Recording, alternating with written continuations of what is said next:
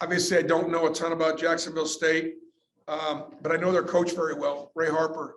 When I was head coach at Southern Indiana, he was head coach at Kentucky Wesleyan, and I think he got the best of me. And I've always given Ray credit for that.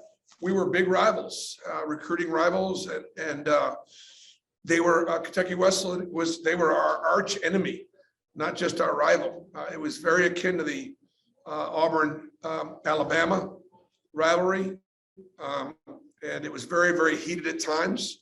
So I would venture to say that there's probably not a team in the country that Jacksonville State or Ray Harper would rather play than Bruce Pearl and Auburn. I'm just telling you. But congratulations to them. Auburn was 7-3 against the field. And one of the things that I think, sometimes doesn't get talked about a lot is, the fact that we played UConn and the fact that we played in the Bahamas. And it's interesting, the best team we played in the Bahamas was Loyola Chicago and UConn. Those are two teams that are in the field. Typically you'd actually, maybe get even a bigger name. When we played Syracuse, they just didn't have a great year this year. But it takes confidence that a coaching staff would have in its team, with a lot of new players and not new faces, to put our guys in a really challenging situations by playing such a good schedule and going on the road. Even though South Florida didn't have a great year this year, early in the year they didn't know they weren't going to be that good, and playing at St. Louis. These are things that we did, and I think if you look at the teams that made it, and even some of the teams that actually didn't make it, I think that the decisions that were made in the non-conference to schedule these teams. Nobody wanted to play Yale. I know it doesn't sound like that. We knew they're going to be a really good team and an NCAA tournament team. They usually are. And our decision to go to play Murray State on the road first, and then bring them here twice. There aren't any SEC teams that are doing that. Scheduling is part of what we do. And it's an intricate part. I want to give Mike Burgermaster, one of my assistants, credit for being very involved and doing a great job with the scheduling, because it's really, really important. And then also we played UAB in a non-conference preseason workout. We knew how good Andy's team was. Want to congratulate Alabama, congratulate Jacksonville State, congratulate UAB, and of course Auburn. 4 Division I teams going to the NCAA tournament. Many other teams had really good years. Troy made progress. Sanford made a lot of progress. North Alabama made progress. There are a lot of good college basketball teams that made it. I think there are a couple of Division III teams that made the tournament, and so it was a good year for college basketball so far in the state of Alabama.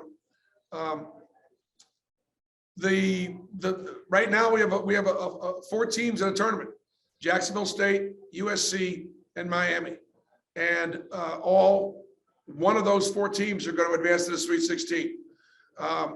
I know all the coaches. I don't know a lot about their teams yet, but I have great respect for Jim Larinaga. He's one of the great veterans in our business. Mike Burgermaster was a manager for Jim, and so obviously we'll have a leg up there as far as that scout if we advance and if it's Miami. And Andy Enfield is one of the most underrated college basketball coaches in the country, and the job he's done at USC, one of the most underrated turnarounds.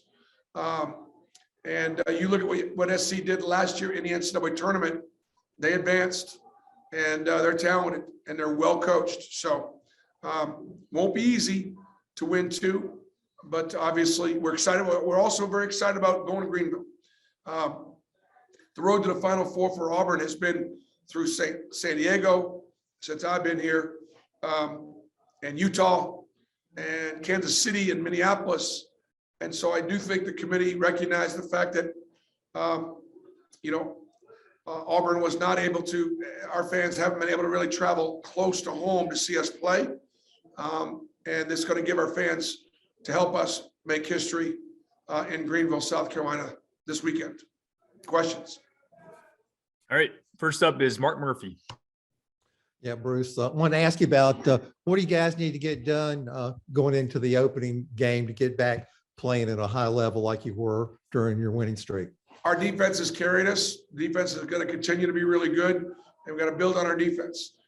Defense and rebounding win championships. Our rebounding hasn't been nearly as good.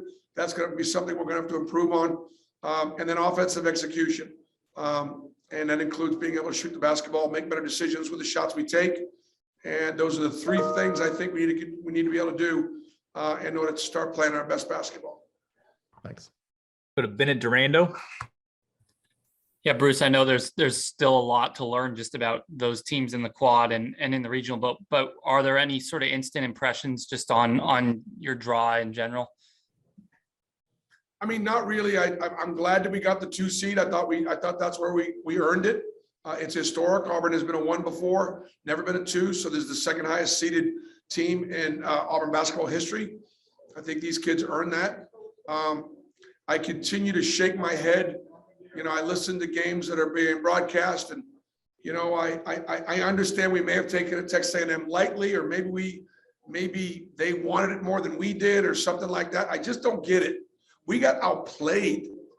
I got outcoached. They did a great job. They're a really good team. And, you know, I'm disappointed that they're not in because I thought they did a great job at the end of the year.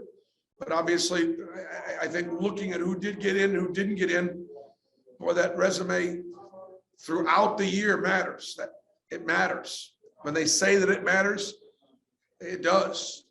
But I would have loved to have gotten 7 teams in the field instead of the 6. And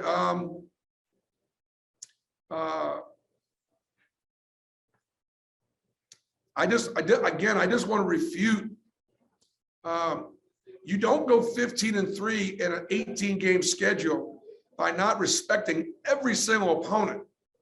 And again, it wasn't that we weren't trying to win the SEC tournament and rest, or we didn't take it seriously. We wanted to beat Texas A&M or Florida, and we got outplayed. But it wasn't because the kids weren't ready to play, or they weren't giving a great effort, or anything like that. That just rubs me so wrong. And I hear it on other broadcasts. I hear it elsewhere too. And it's just not accurate. And I've been on both sides of it. I've done that, and I've done the coaching thing. I got time for a couple more. We'll go to Justin Hokanson next. Hey, Bruce. When you think about this team and the lack of, I guess, overall NCAA tournament experience on this team outside of Walker, is it a good thing, bad thing? I mean, I guess you could spin it both ways. I mean, how do you sort of look at it? No, I mean, look, it's interesting that I didn't get asked a question about a lack of postseason experience yet. And that's okay. And by the way, that's okay. I didn't mention one word to our guys about a lack of postseason experience going into the SEC tournament. I didn't. Maybe I should have. And because I didn't get asked one question about it, we really didn't talk about it. But we had, like, all the Auburn returning guys, nobody had played in the SEC tournament. And then KD played in it for Georgia. I don't know whether they won a game or not, but I don't think they lasted very long. So they got beat, I guess. Justin, you're shaking your head. So, I mean, I guess, and then, Walker in the NCAA tournament lost the first round. So we have no experience. I think experience does matter in tournament time. I do. I think it matters as much. I thought it mattered a lot with our Final Four team. That team had almost all played the year before in San Diego when we beat College of Charleston and lost to Clemson. So yes, I think it does. It definitely matters. Now, hopefully we can get some experience, hopefully we can get some experience on the job training, if you will, right? Talking a little trash on the field? Yeah, we get it. Trashing the state with litter? That's terrible. Keep it clean. Keep Alabama beautiful.